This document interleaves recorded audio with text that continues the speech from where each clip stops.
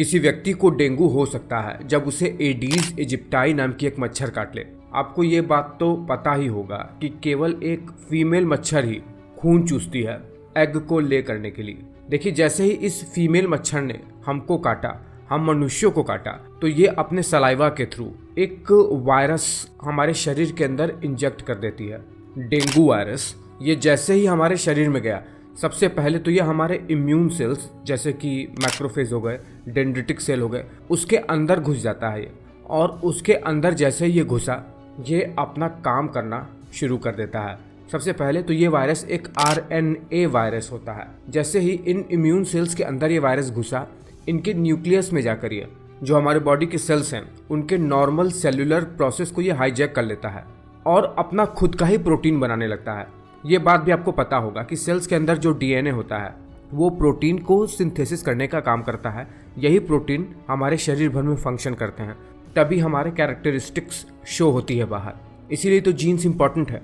उस चीज़ को ही ये हाईजैक कर लेता है और अपना खुद का प्रोटीन बनाने लगता है। अब इस वायरस के द्वारा बनाया हुआ प्रोटीन ही इस वायरस के लिए काम करता है और पूरे शरीर भर में ये घूम घूम कर दूसरे सेल्स को भी इन्फेक्ट करते हैं। जब डेंगू वायरस शरीर में आया, इम्यून सेल्स को प्रभावित किया जो कि इन्फेक्टेड हैं, घुस जाएंगे हमारे लिम्फेटिक सिस्टम में और ब्लड सर्कुलेटरी सिस्टम में। वहाँ ये घूम घूम के पूरे शरीर भर में फैल जाएंगे, अपनी संख्या बढ़ाएंगे और अदर सेल्स को भी इन्फेक्ट करेंगे। अब ये देखकर इम्यून सिस्टम बिल्कुल अलर्ट मोड में आ जाएगा। इम्यून सेल्स लगेंगे इंटरफेरॉन्स जैसे कुछ केमिकल्स को रिलीज़ करने।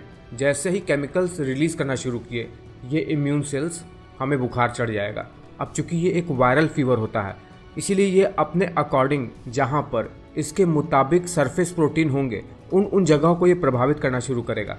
और सिम्टम्स क्या क्या देखने को मिलेंगे? बुखार चढ़ेगा, चक्कर आएगा, हेडेक होगा, आँखों की जो ऑर्बिट है उसमें दर्द होने लगेगा और जो जॉइंट्स हैं वो बहुत ही बुरी तरीके से प्रभावित होंगे। दर्द होगा, चलने फिरने में तो बहुत ही कमज़ोरी महसूस होगी। अगर किसी व्यक्ति को पहली बार डेंगू हुआ तो शरीर का इम्यून सिस्टम इस वायरस के प्रति पहले ही एंटीबॉडीज़ बनाकर स्टोर कर लेगा, जो कि 2-3 महीने तक तो काम करेगा।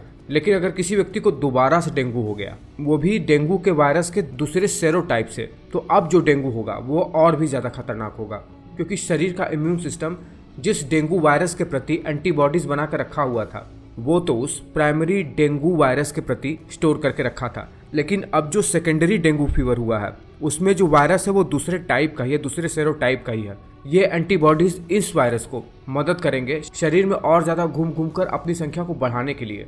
इसलिए ये डेंगू फीवर बहुत ज़्यादा खतरनाक होता है, ये जान भी ले सकता है।